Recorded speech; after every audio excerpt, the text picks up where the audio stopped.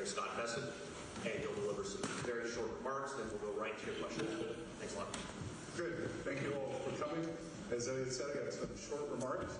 It's a pleasure to join you this morning here at USA House and Freedom 250. Today marks 1 year since President Trump's historic return to office. The United States enters its 250th year from a position of great economic strength. We are by all measures the strongest place for capital in the world. President Trump has led a 12-month transformation of the U.S. economy. Our capital markets are unmatched in their depth and breadth. Economic growth reached approximately 4% in the president's first 2 full quarters in office and exceeded 5% in the fourth quarter, and the Atlanta GDP Fed now is showing 5.3%. This has been driven by investment, productivity gains, and resilient consumer demand. In parallel, inflationary pressures have moderated, labor force participation has strengthened, and private capital formation has accelerated. Wages have grown every single month since President Trump has been in office, and the American worker is strong and resilient. President Trump and I were at a Ford plant in Dearborn, Michigan last week, and that was borne out there. Here in Davos, amid ongoing uncertainty for other countries, market participants are increasingly seeking out jurisdiction that offers stability, clarity, and scale. The United States continues to lead across all 3 dimensions, which is why the rest of the world wants to grow with us and invest with us, and we welcome them with open arms. Taken together, President Trump's policies have delivered a historic economic comeback for both Wall Street and Main Street in record time. For too long, Main Street has been overlooked. President Trump's policies have put American workers first, the backbone of our economy. This leads to prosperity. When our nation prospers, everyone wants a cut. The smart money is on America, and we welcome our partners who want to build, innovate, and expand alongside us. There's rarely been a more compelling case for investing in America, and we invite you all to join in this 250th year and to be part of the next 250 years. So, thank you, Mr. Secretary. Let's take questions just so you guys are tracking. We have about 20 minutes. I'm going to start in the back there. Please state your name and outlet. Thank you.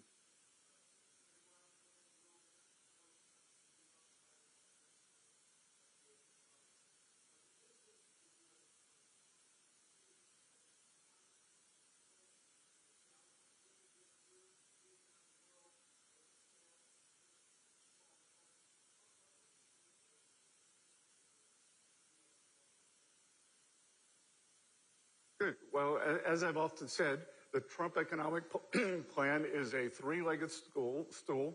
It is trade, tax, and deregulation. Trade, we have signed historic trade deals, and we are bringing in the hundreds of millions of dollars of tariff revenue.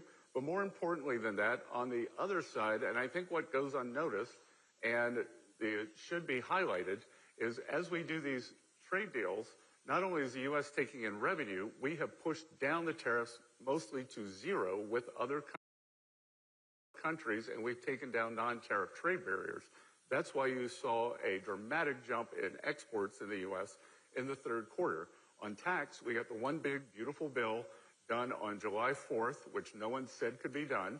And in that, we have full expensing, permanent, which gives business great certainty for equipment. We have full expensing for factories and ag structures, so we are seeing a CapEx boom.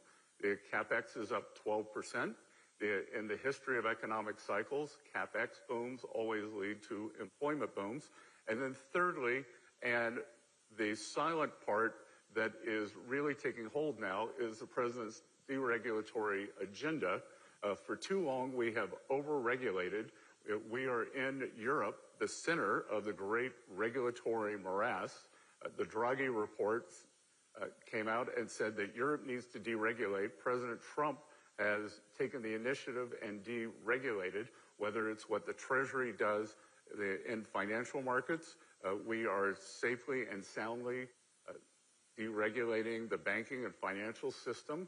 According to Oliver Wyman, we may have added $2.5 trillion in lending capacity, which will help finance our AI boom. In energy, we are making it possible to drill in the U.S. again. And in excuse me, in every other industry, we are cutting back regulation, and that is leading to great certainty for businesses. We have, in the U.S., we have tax certainty, regulatory certainty, and energy certainty, which makes the U.S. the best place in the world to come and invest.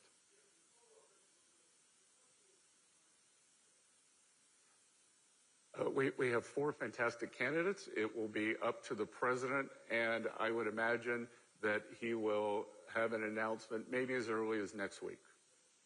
Great. We'll start up here in the front. Name and outlet, please. Thank you. Right there. Yep.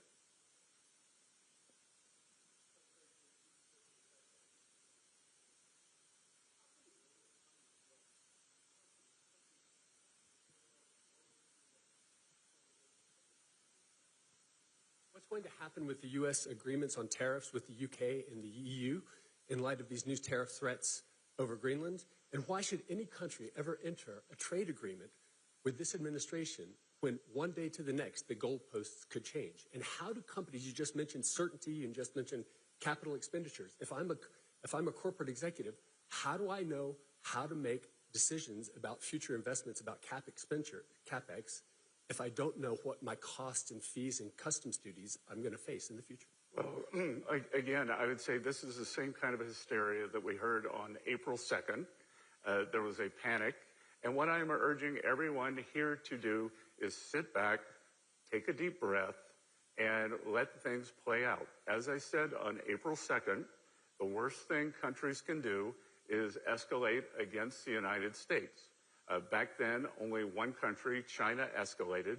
We ended up in an unfortunate tit for tat in tariff raises. We ended up at 145, 125. Through President Trump's good relations with Party Chair Xi, we have managed to stabilize that relationship and given great certainty.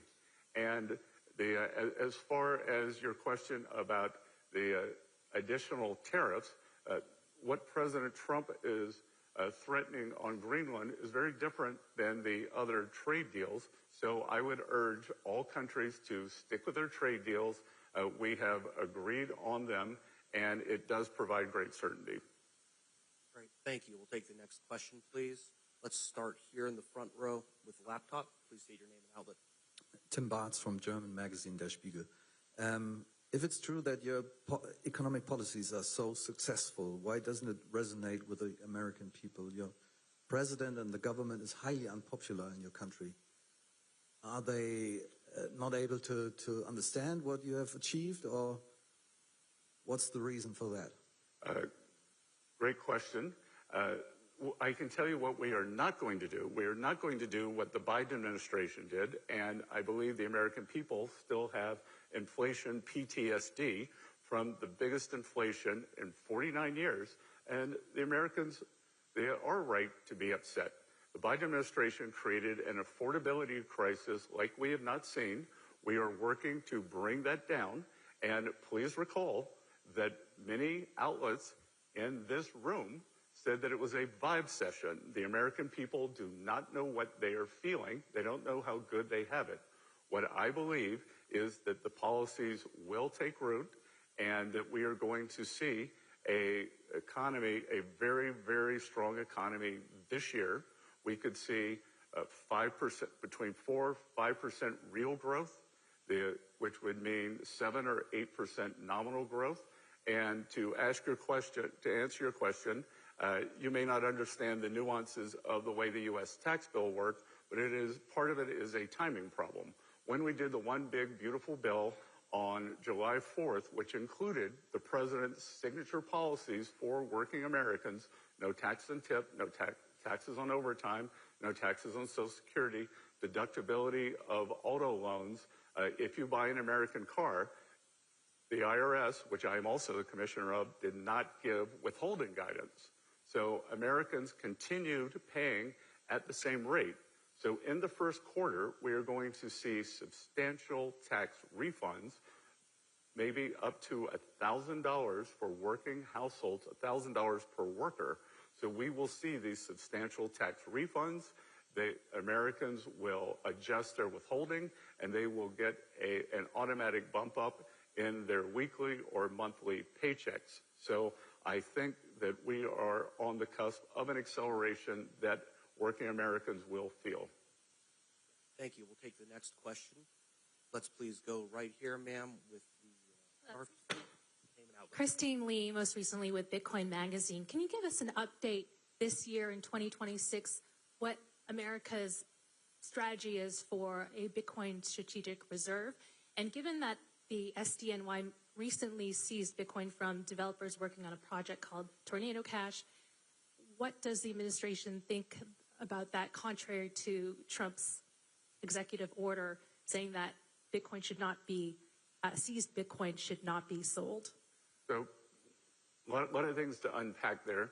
I'm not going to talk about Bitcoin specifically. What I will talk about is the administration led by Treasury and our colleagues on both sides of the aisle in Congress passed historic legislation, the Genius Act for stablecoins. We are working on clarity legislation.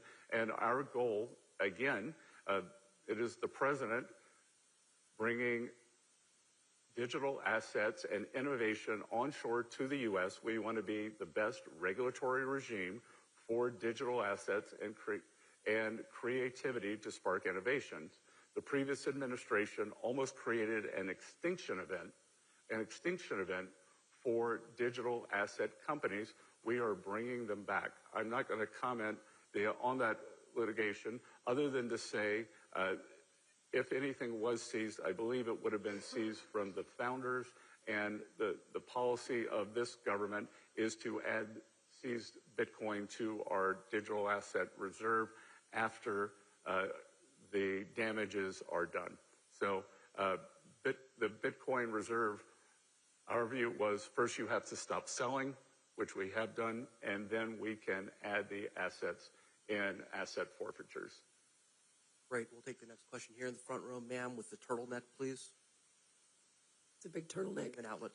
Mr. Secretary, Hadley Gamble with IMI. Thank you so much for taking my question.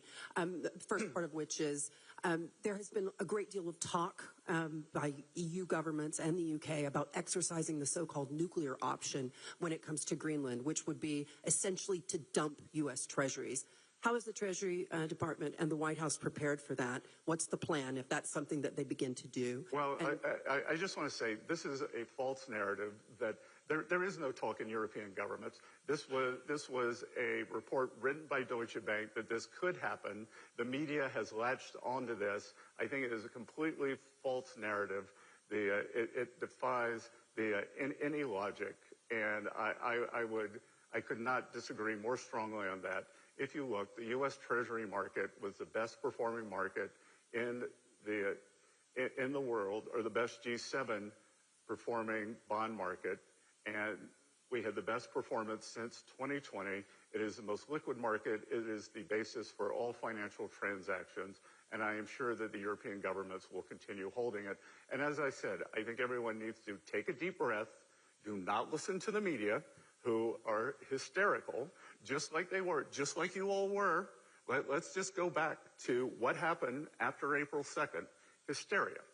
And what happened? We had the fastest stock market recovery in history. So I think these false narratives, get out there, get spun up out of control. When I was an investor, part of my success was sticking back, looking at the medium and long term, and ignoring the media. And so just to follow into that, so you do not believe that the EU or the UK have any retaliatory financial instruments or measures in their bag that the United States should be worried about? No. Let's go to the next question. Ma'am, second row, scarf, please, name and outlet. Thank you. Hi, Jordan Holman with the New York Times. So as you're here in Davos right now, which CEOs are you planning to meet with? And have any of them, either European specifically CEOs, expressed any concern over Greenland and the trade agreements? And if not, what are you hearing from them? I haven't met any the CEOs yet, and my intention here is to meet non-U.S. CEOs who I couldn't meet in D.C. They will express to you? Well, I try not to anticipate the question. Great, thanks. Let's go right here in the middle. But I will give them the same message I just gave you all, that take a deep breath and let this play out. Do not listen to the media hysteria. Thank you, Mr. Bessent, and I'm the journalist from China Media Group.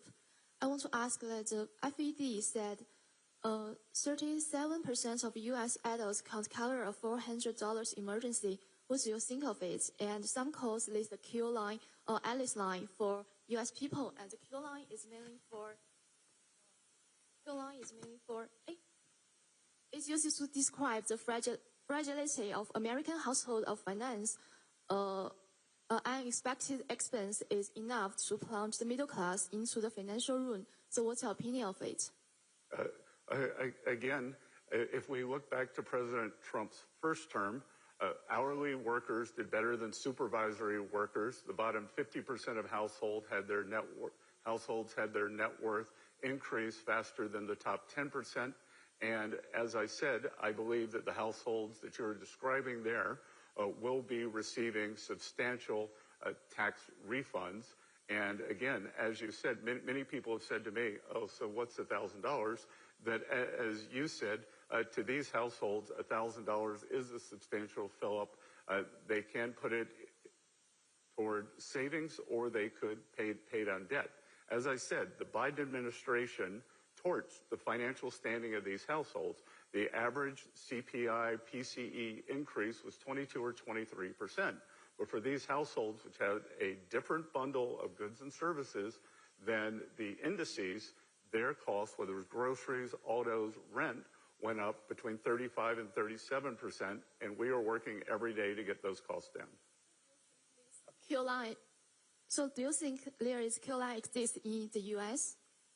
I can't. Do you think the Q line for people that have meeting a huge expense let's make from middle class to financial ruin exists in U.S.?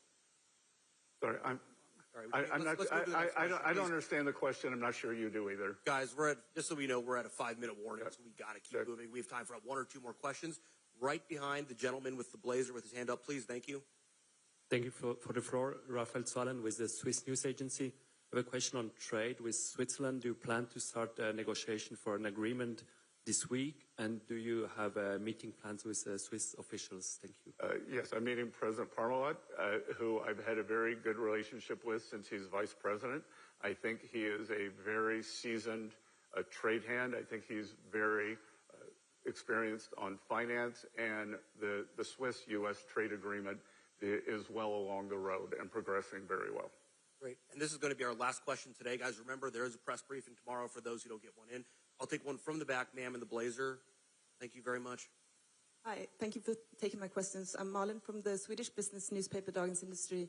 I just wonder, do you consider Europe to be an ally of the United States? And if so, I mean, how much economic pain are you prepared to inflict on Europeans and Americans alike in order for the United States to get their hands on the territory of an ally? Again, I think that question is a miss, the false alternative. You're once again going to the farthest point, a maximalist position, that we are in the middle of the President Trump's policies. And of course, Europe is an ally. The U.S. NATO membership is unquestioned. We are partners in trying to stop this tragic war between Russia and Ukraine. But that does not mean that we cannot have disagreements on the future of Greenland. Yeah, but if there's a protracted trade war between the U.S. and Europe... But again, you say, if there's a protracted trade war, why are we jumping there? Why are you taking it to the worst case? Calm down the hysteria. Take a deep breath. This is where we were last year. I'm sure you would have asked me the same question if we were here on April 2nd. And you know what? It all worked out. The economies are fine. We have a very good trade agreement. And I think our relations have never been closer. If anyone in this room wants to go back and study history, has anyone done that? What happened in post-World War II? It was not a straight line. Konrad Adenauer did not always agree with the U.S. presidents. Charles de Gaulle certainly did not agree with the U.S. positions, but that did not mean that we were not strong allies against the Soviet Union, did it? You want to answer that? Did it? So what's your message to European business leaders then who are now hesitating about the financial relation they have with the U.S.? That it's been 48 hours. As I said, sit back, relax. I am confident that the leaders will not escalate and that this will work out in a manner that ends up in a very good place for all, for national security, for the U.S. and for Europe. Thanks. Thanks, everybody. That's going to be the last question for today. We have to restage this room. Thank you, Mr. Secretary. Thanks. What I will again remind you all, there is another press briefing. Everyone who is here today is invited tomorrow.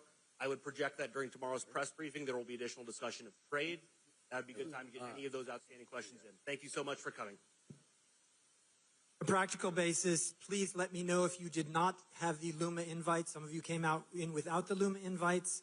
We want to make sure you're on the list to be able to get to